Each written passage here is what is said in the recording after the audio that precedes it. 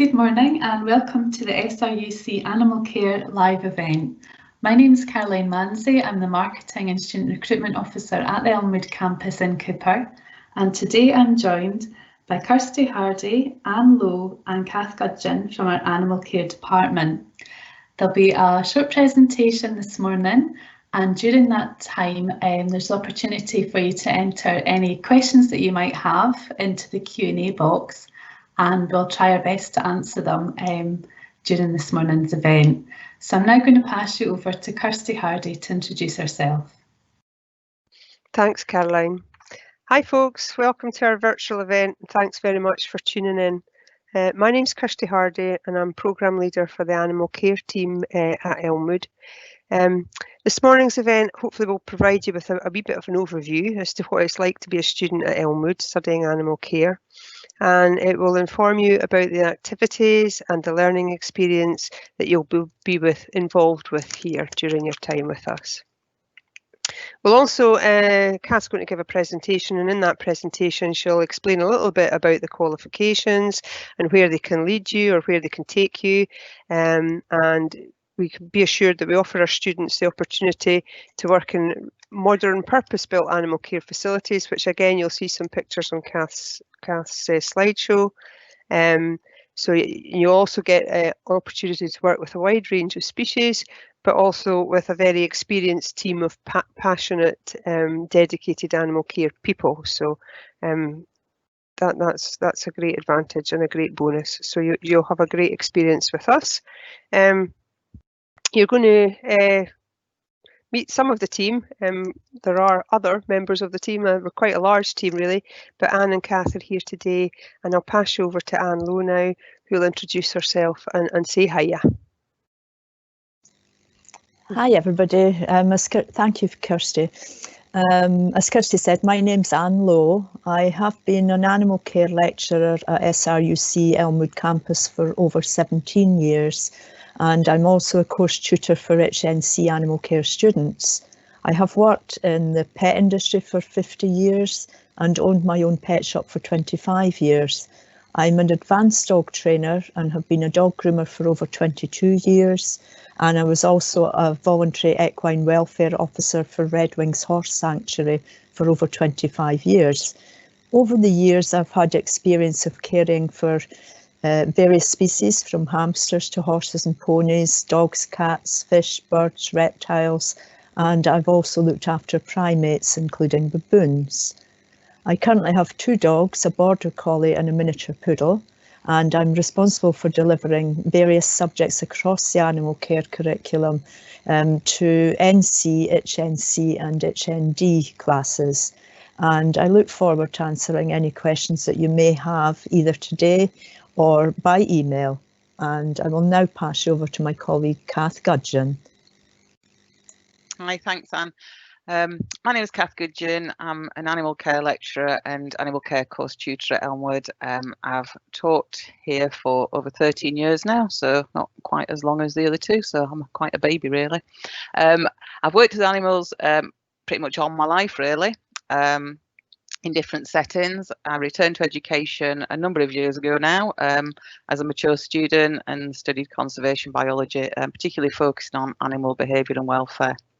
I keep horses, chickens and dogs as my own pets, and as I said, I do have a particular interest in behaviour and welfare, and it's very important that we understand the natural behaviours of our animals to be able to keep them well in captivity.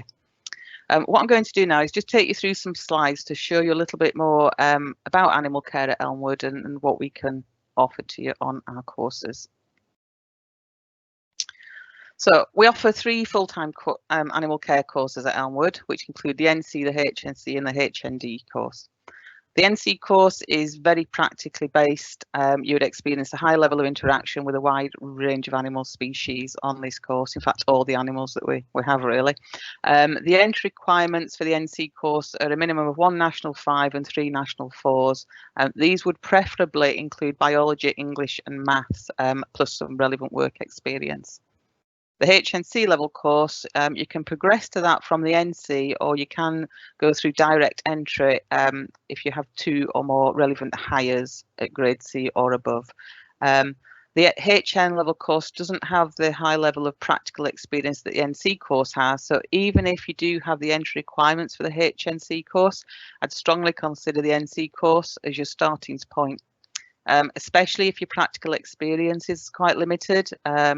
Because with the NC, like I say, you do get an experience with a whole range of animals, birds, fish, mammals, reptiles, amphibians, etc.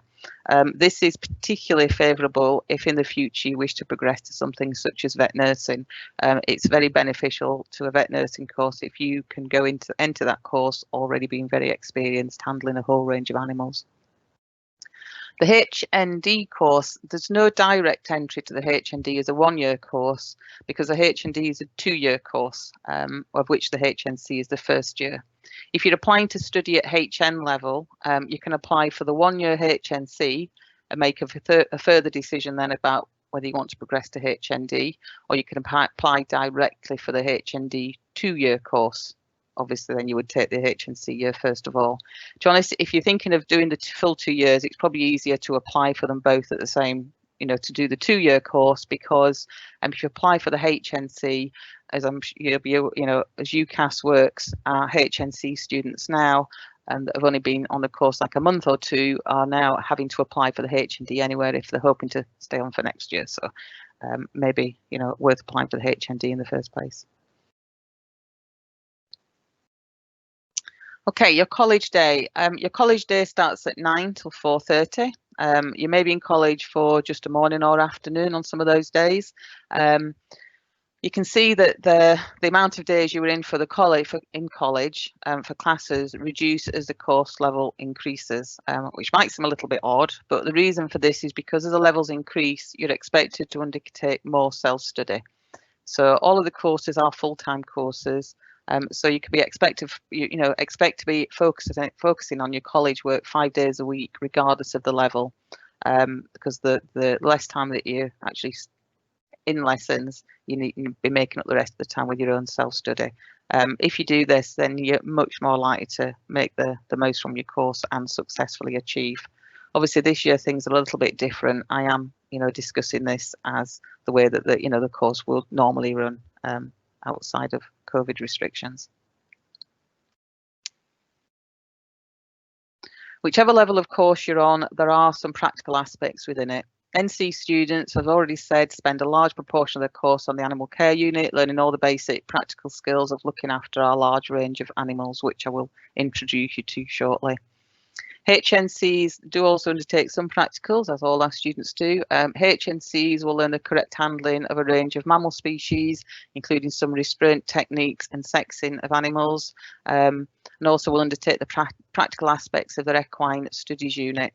In addition, you'd carry out an enrichment project with a species of your choice, which supports your animal husbandry unit and also animal welfare, really. At HND level, you will carry out more specialist activities on the animal care unit, which is a specialist care of birds, fish and reptile species. You're also likely to undergo several field trips to visit other animal collections, and this is just a range of some of the visits that have occurred in the past. I think you would normally attend 4 or 5 of these, so it wouldn't necessarily go to all of them each year. It really, students tend to get a choice on, some say on where they would like to go, and these are just some of the options that have been selected in the past.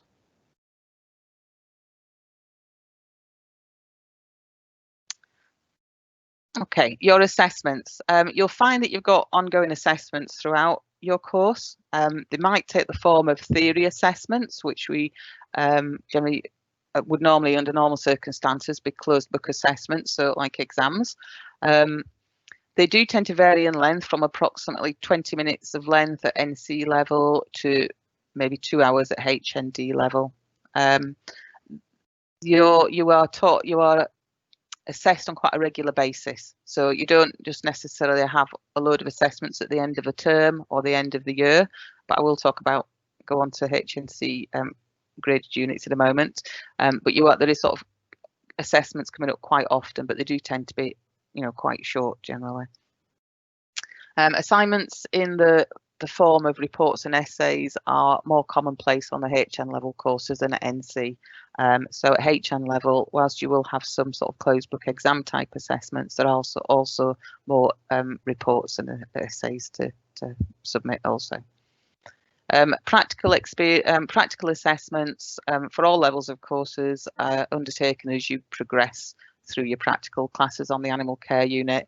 They are undertaken on an informal basis through ongoing observation. So by that, although there was somebody observing you and making sure you're meeting the requirements of the qualification, nobody's going to be standing over you with a clipboard, and make you feel like you're having to perform at that set time to meet the requirements. With relevance to HN level courses, at the end of the HNC year, you undertake a 3-hour graded unit exam. That graded unit exam will see you collate information from several areas of the course that you've already studied throughout the year. HND students also undertake what's called a graded unit, and that's a report-based assessment of several thousand words. Obviously, if you were interested in coming onto any of these courses, you're welcome to discuss elements of the course with us. It's probably just too much for me to go over right now. Okay, I'm going to now take you on a bit of a virtual photographic tour of our animal care unit. So we're really looking that we do have a new purpose-built animal care facility at Elmwood, where we house over 60 different animal species. And I'm just going to, like I say, just take you through some slides which will just show you some of the animals that we house in the unit. So in the reptile room, this is just a few of the animals here. I do have another slide. We have, so the reptile room, unfortunately, I don't have a good picture of the whole reptile room at the moment, but this picture in the bottom left is just sort of looking into it from the doorway. But the room is such a shape that it's very hard to show it all. But here we have our chameleons enclosure, and the picture on the right, bottom right there is Pascal, our Yemen or veiled chameleon, who lives in that enclosure. We also have a couple of corn snakes and leopard geckos also in the reptile room. We have blue-tongued skinks, bearded dragon, we have horsefield, and an elongated tortoise also. So I've got pictures of many of the species. I don't think I have the horsefield tortoise or the royal python, unfortunately, so I'll need to go and visit and take some more pictures. But yeah, so those are the range of species we have in our reptile room. And then moving down the corridor, we go into our amphibian room. In there we have an axolotl, which is a picture of the wee guy at the top left there. So he's an amphibian, very unusual, fascinating little creatures which live like a fish but are very much not a fish. We have our fire-bellied salamanders shown top right, and then our fire-bellied toads, which are top centre. Some more amphibians. We have our white tree frogs, picture of one that is actually one of our own ones staring up at us on the right there. A cane toad who's there in the centre enjoying a nice bath, and our South American horned frogs, generally known as Pac-Man frogs, also having a bath there on the left. So they like spending time sitting in the water. Moving on to our largest room, which is our rabbit room. Although it's called the rabbit room, it houses both our rabbits and our guinea pigs. So the top right picture shows looking down the row of rabbit enclosures. So in here we have our rabbits kept in bonded pairs. Nice big enclosure for each of them with sort of things to do and places to hide, such like. The bottom right picture is across at the far side of the room, looking into one of our guinea pigs enclosures. We have a very large guinea pig enclosure and a slightly smaller one you can just see in the background there.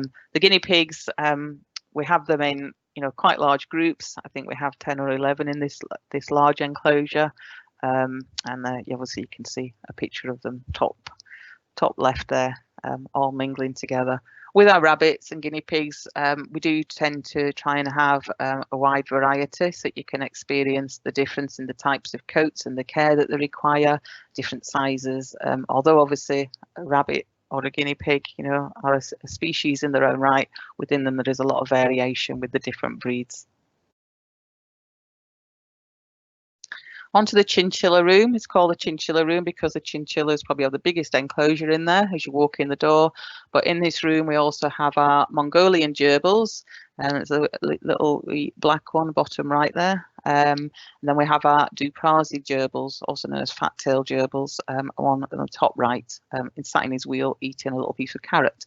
And you can see why he's called a fat-tailed gerbil. They have a little store, as a little larder in their tail. So a nice fat tail on a Duprasi gerbil is a sign that it's being nice and well fed. And also our rats as well are also housed in here in a large communal enclosure. Loads and loads of space, you know, an enclosure where you can actually go into that area with them and sit and interact with them, which is likewise for many of our animal enclosures, in fact. Moving into the hamster room, again, we have more than just hamsters in there. It also houses the mice as well, but we have Syrian hamsters, which are the large hamsters that like to live alone, and we have varied breeds of dwarf hamsters also. A picture of a rather tired looking one on the right there. Looks like he's just been pulled out of his bed and given a Cheerio for breakfast. And then in the centre there we have a selection of our mice, all huddling up together in one of their little bed areas. And we have a ferret room, and as I put on here, whilst our ferrets have their own apartment or their own room, obviously they are a predator species, so we do have to keep them away from any potential prey. So they do have their own room, but they really like to go out and about exploring also. So I don't actually have a picture of the room in which they live, but they are sort of, you know, walking type enclosures. They have an indoor area and a large outdoor run area as well. But these are, apart from the picture where they're actually laid in their bed, recovering from all the adventures of the day, the rest of them are the pictures of them out and about. So the bottom right picture is when we bring the ferrets out on pretty much a daily basis and they have playtime. And then as a student, it is your job to entertain them. This is something very much that identity students get involved with, but there may be opportunity at the HN level courses, but this is a regular activity for NC certainly. So the ferrets are entertained for a good half hour or so, which is why they look so tired when they go back in. Top left, sorry. Looks like it was probably a Christmas themed playtime there with something being attacked on the end of a string. And then top right, it's quite a recent picture of one of our ferrets wearing its harness and actually going for a bit of an outdoor adventure as well. So ferrets are great characters, and they do love a lot of interaction with our students. We have indoor bird aviaries and outdoor bird aviaries. I'm not going to try and remember all the species, but there are several. Indoor aviaries, we have, I'm not sure exactly which birds are housed indoor and outdoors at the moment because I've not been actually into the animal unit for a little while myself, but between the two, we have a range of cockatiels, we have finches, quail, doves, budgies, canaries, and probably many more, which I have forgotten, but there is a whole wide range of species there. Here's just a view of some of our birds in the outdoor aviaries. So we've got some of our budgerigars here, and also in the middle is a bok, which are very pretty parrot type species. Fish room, we have a dedicated fish room with a whole selection of tropical and cold water tanks in there. Also, you will find the main corridor as you enter into our animal care unit also houses some very large tanks, of which would be big enough for you to actually make a bed in and sleep in. They are so large, and with some very large species of fish in there. So if fish is your thing, Elmwood is definitely the place to be. We have our grooming room. The grooming room is primarily used by NC level students.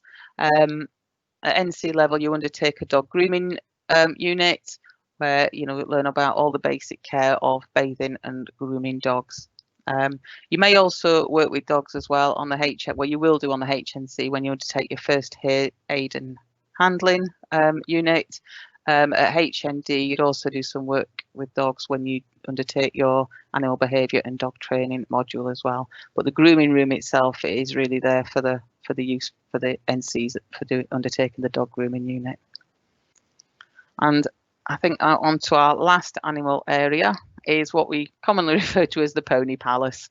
It somehow acquired that name and it's stuck. So we have visiting Shetland ponies. So as well as the dogs, obviously we don't keep dogs at the animal care unit. They are usually student dogs which are brought in, or maybe staff dogs if we don't happen to have any students bringing dogs in at the time. But with the, certainly just thinking back to the dog grooming, you know, it usually would be students bringing their own dogs in for the dog grooming module, if obviously suitable dogs are available. But we do have staff that have dogs if need be as well to bring in. So the ponies, so we don't keep Shetland ponies at the college, but again, these are visiting, also belonging to one of our staff members, because the majority of the staff, I think if nearly all of us actually have contact or own our own ponies and horses as well. So these are brought in and they are primarily for our HNCs to work with. So HNCs undertake an equine care module. So this is for their benefit, because if you were to work at a farm park or a petting zoo, they quite often have such as ponies and donkeys, etc. And they have, you know, you really need to have some specialist knowledge about these animals. They're quite different to look after, obviously, than many of the other species that we have. So, and just being a nice small size, they're a nice sort of nice to learn with initially, without being too intimidated by something much larger. Okay, so that ends the tour of the actual animal care unit. I'm moving on to career paths. So this slide shows some of the organisations that our previous students have found employment with. There are many more, but it's really hard to keep track of everyone, to be honest. I think our furthest afield we have an ex-student from Dundee. She went on to further study further at doing veterinary nursing, and she now lives and works in Australia, has been there for several years now. I keep in contact with her and she is just living the best life. You know, real success story. I'm really pleased for her. Many of these organisations take our students on work placement, which is actually often how employment was secured in the first place. We do encourage all our students to undertake work experience, even if it's just within your summer break. It's a really good way to, you know, get yourself known, get yourself a good reference, and maybe be offered employment. And at HND, it actually is an essential part of your course to undertake work placement. It's really beneficial if you can find yourself a work placement and select one related to an area you'd like to work in the future, because you might just find that employment is offered to you. So if you don't necessarily want to work with birds of prey, then, you know, it might not be the choice of work placement for you, because, you know, you may be offered employment, but it might not be the right, you know, career for you. Although on the other hand, you might go along and totally enjoy it and decide it is for you. No harm in trying something new, that's for sure. So further studies, after completing HNC or maybe HND, some of our students do go on to further studies, such as going into vet nursing. SRUC offers veterinary nursing at, I hope I get this right, I believe Aberdeen, Oakridge and Barony campuses, or you could progress to degree level courses such as the Applied Animal Science course at SRUC campus in Edinburgh. And there's also many other varied options available to you as well at other universities. But please, you know, ask for advice if you would like any as you complete your studies at Elmwood.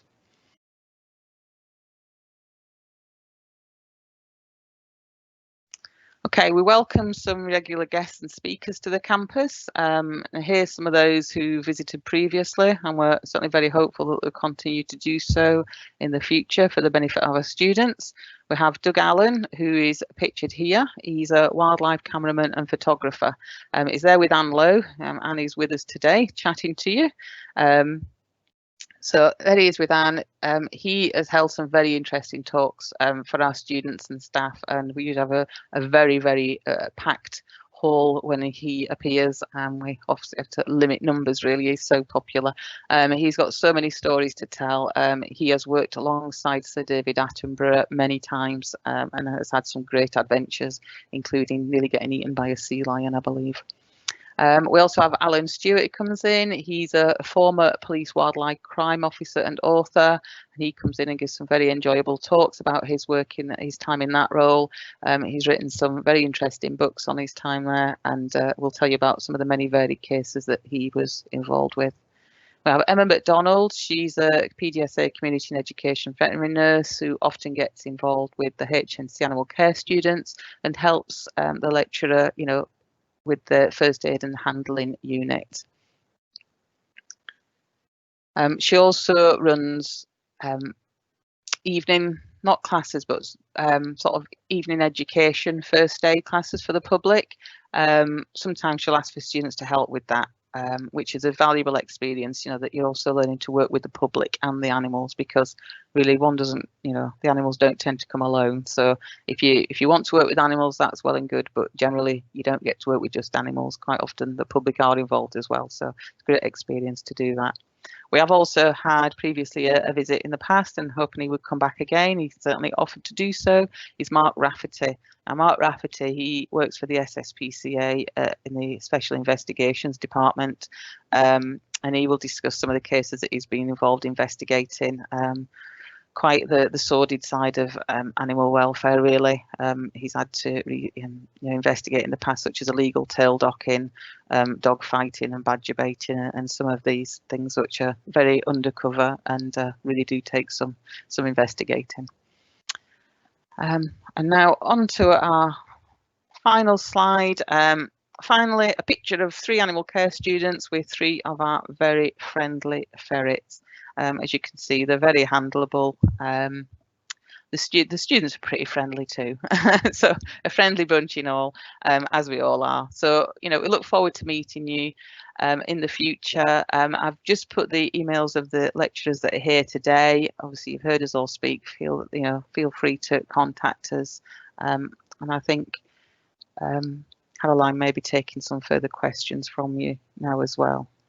Okay. Yeah, thanks, Kath. Yeah, I've got some questions that have come in. As you're going through the slides there, I know we had a lot of photos of our. It is really amazing, the unit, the animal unit. But there is a video available that we filmed recently. So anyone who's booked onto this event, I'll already have your email address, and I'll send you a link to that video. But if you haven't booked on and you've just sort of joined us anonymously today, if you want to leave your email address in the Q&A box, I can follow that up and send you information. So yeah, let's get on to the questions. So thanks to everybody who has got in touch already this morning. I've got one here regarding PPE and equipment. It says, what PPE and equipment is provided by the college? Okay. Who would like to see that? I'll answer that one.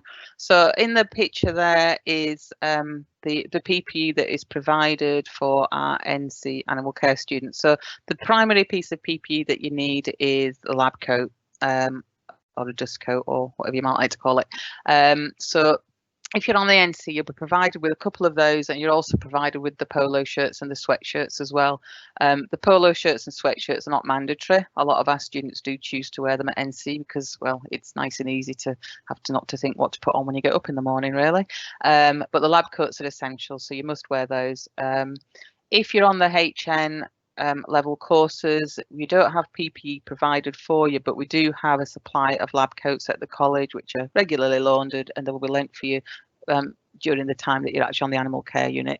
So because NCs are there on the animal care unit such a lot, they do have their own kit supplied, but HN will lend it to you as and when needed. As far as what you need to wear on the animal care unit, it's just really sensible clothing. Jeans, leggings, comfortable clothing. You're going to be, animals take, there's a lot of cleaning out, there's a lot of getting down and dirty, so you really need to be comfortable, and sensible footwear, so no open-toed sandals, etc.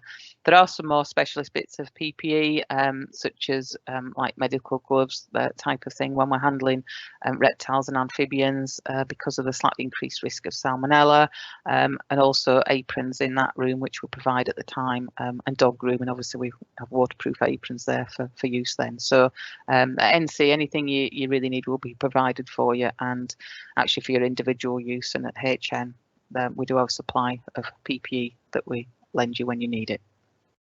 That's great, thanks, Kath.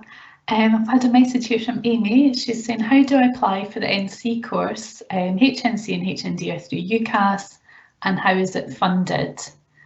I could say a little bit about the funding. An NC course is a bursary.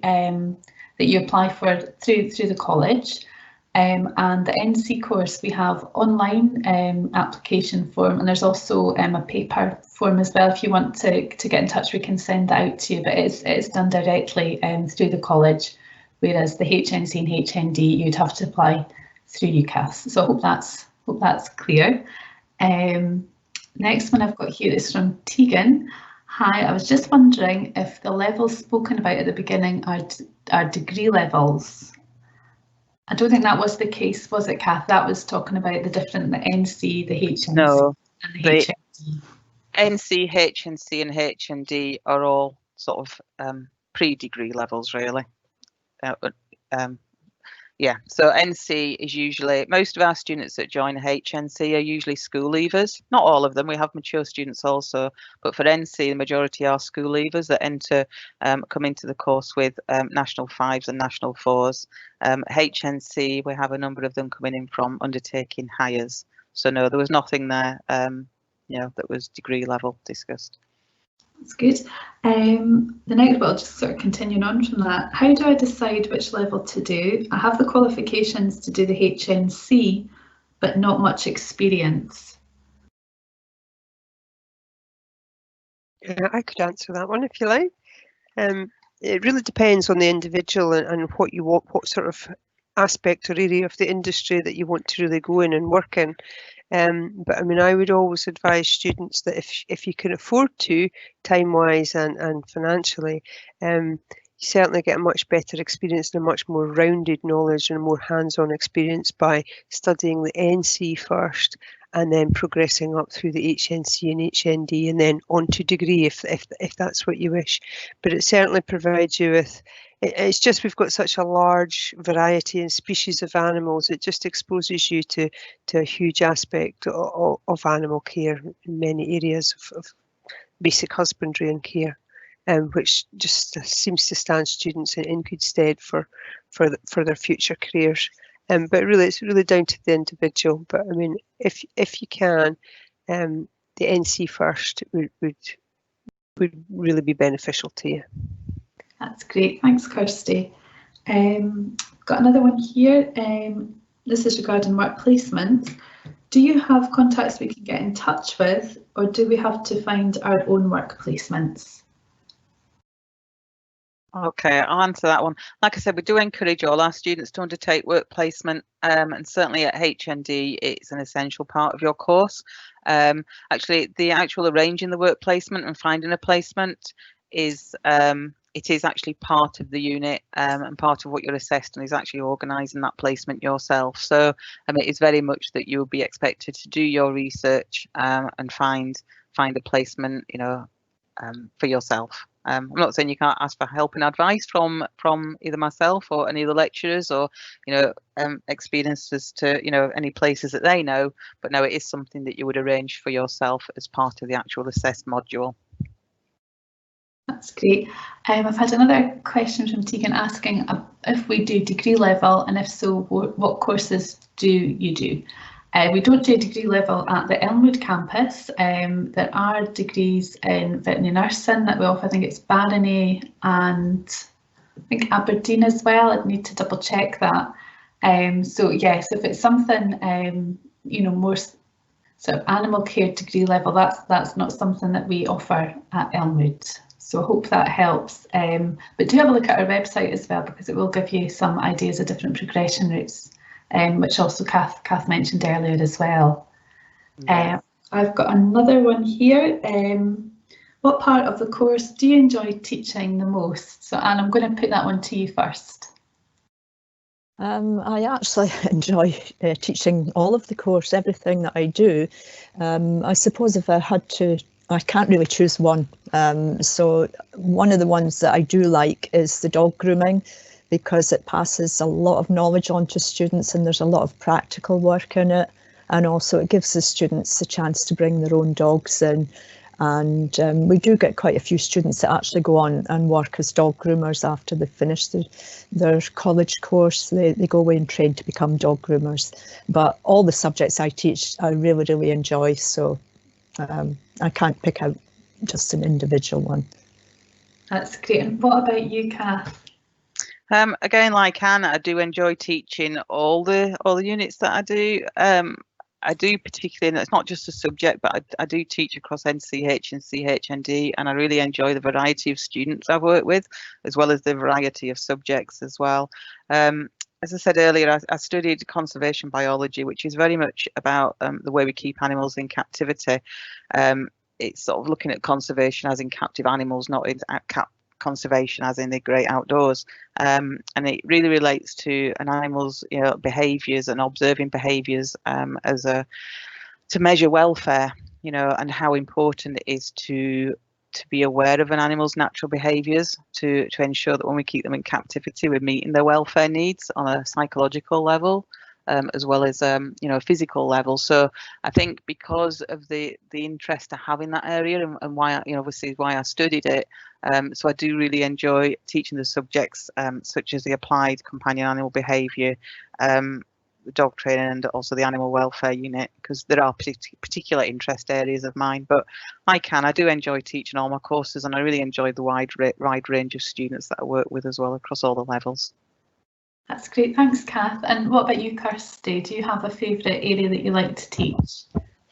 No, I'm pretty lucky. I'm a bit like the other two actually. I enjoy all the units that I deliver. I deliver a wildlife unit as well as some of practical classes on the unit, on working with students and animals on the unit. And again, I teach across all the programmes. So I enjoy the working with a vast range of students as well. But I guess it's actually working on the husbandry units that I'm involved with on the unit with the animals and the students. That's the best part. That's the best bit, I think. It's just working with the animals and the students together in a practical environment. I enjoy that the most. That's great, thanks Kirsty. I've got another question here. I'm wanting to apply for the HND, but I'm taking 2 hires, which are chemistry and English and not biology. Is there still a chance of me getting in? Sorry, I can probably answer that one. I think obviously the entry requirements are 2 hires at grade C or above, and the more relevant the subjects are, then obviously that is better. But certainly, if your hires are chemistry and English, then English is very important. Obviously, you're going to be writing essays and such like. And chemistry is, obviously very closely related to many elements of biology. It does mean that, if you'd already taken higher biology, then you would be, undertaking such as the anatomy and physiology units with a great deal of underlying knowledge. It will certainly make some areas of the course mean you're sort of starting more from scratch and have to put maybe a little bit more effort into them initially, but I wouldn't say that you'll be ruled out because you don't actually have biology as a higher qualification. No, you certainly, chemistry and English are, very academic subjects, and I would certainly say no, it would definitely be worth applying. That's great, that's good news. That brings our questions to an end. So I'm now going to pass to Kirsty to close the event, but thanks for getting in touch with your questions this morning. They've been really good. Okay, thanks Kirsty. Thanks Caroline.